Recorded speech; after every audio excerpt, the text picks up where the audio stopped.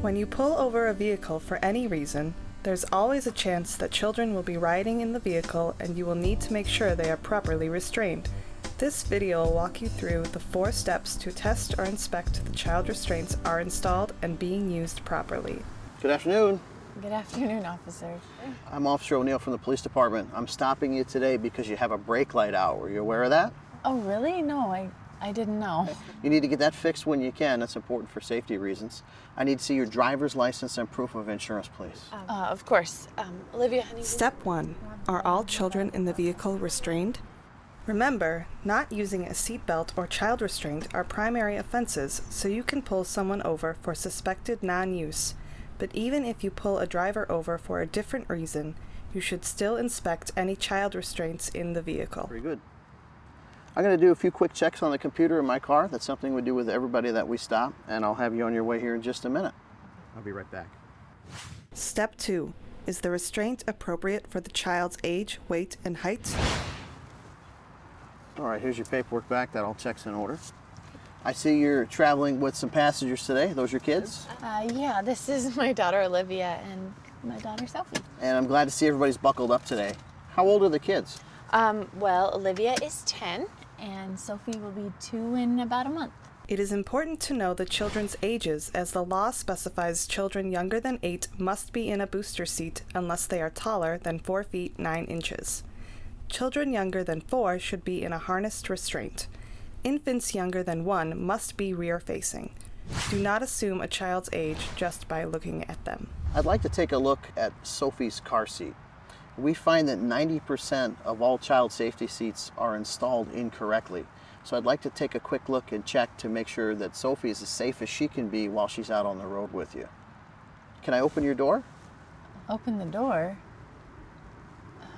What are you gonna do? Reaching into someone's car is a difficult concept for many people.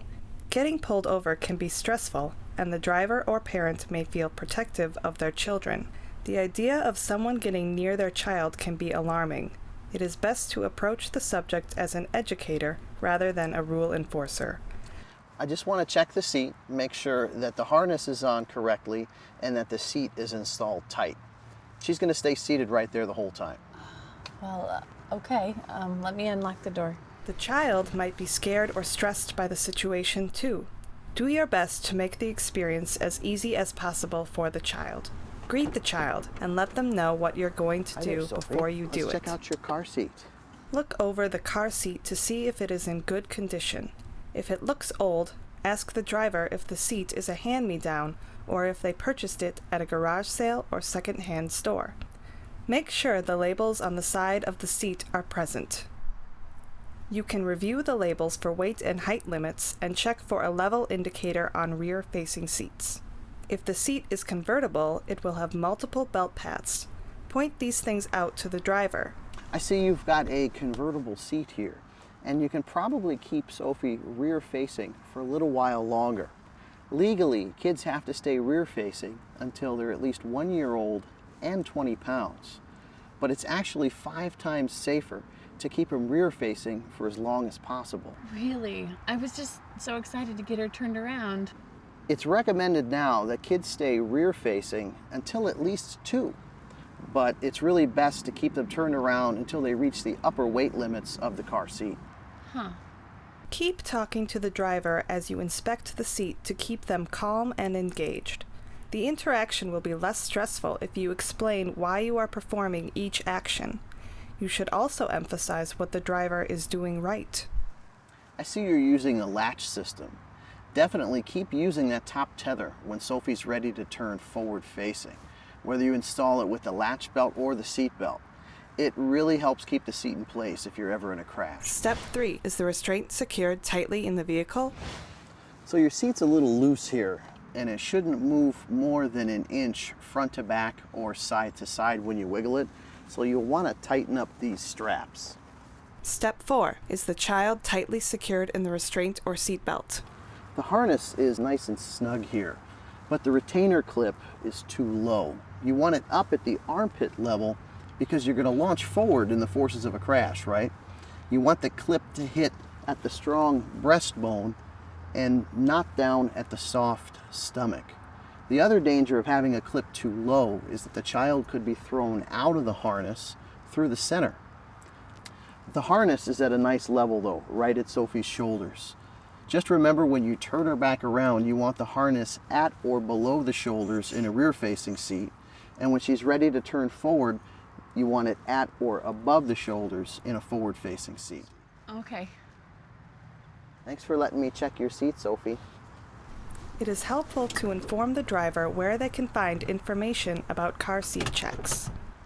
Something I recommend for all parents is that they set up a car seat check appointment.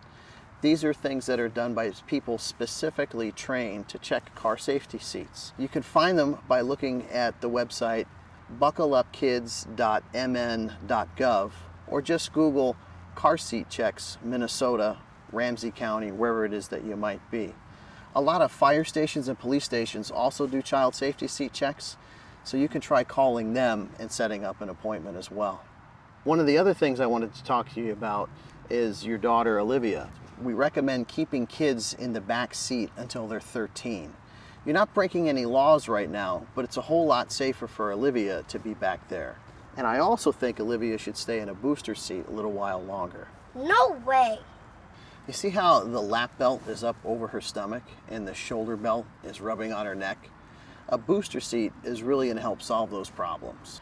The law only requires kids to stay in their booster seats until they're 8, but it's best to keep them in their booster seat until they can properly fit in a regular seat belt, and that's usually when they're about 4 feet 9 inches tall. You want the belt on the hips and on the shoulder. It's just like with a retainer clip. You want the belt to cover across the strongest parts of the body. If the seat belt is across the abdomen, in the forces of a crash, it can really cause a lot of internal injuries. Well, all right, well, she's about 4 feet 7 now, so just a couple more inches, Olivia. I've got some handout information on child safety restraints. I'm going to go grab that in my squad car, and I'll be right back. Your department can order the Don't Skip a Step and Buckle Up Kids brochures on the Office of Traffic Safety's page of the Minnesota Department of Public Safety website to offer to drivers with child passengers during traffic stops. You can also direct drivers to buckleupkids.mn.gov for information on car seat checks and instructional videos. They can also find information there on where to obtain free or discounted car seats if needed. If you do decide to issue a citation, you should remind the driver that the fine may be waived or reduced if they can prove they obtained a restraint within 2 weeks of the citation. Follow these 4 simple steps for inspecting child restraints during traffic stops to ensure children are as safe as possible on Minnesota roads. Remember, nothing you can do as a law enforcement officer has as much potential to save lives and prevent injury as enforcing occupant protection laws.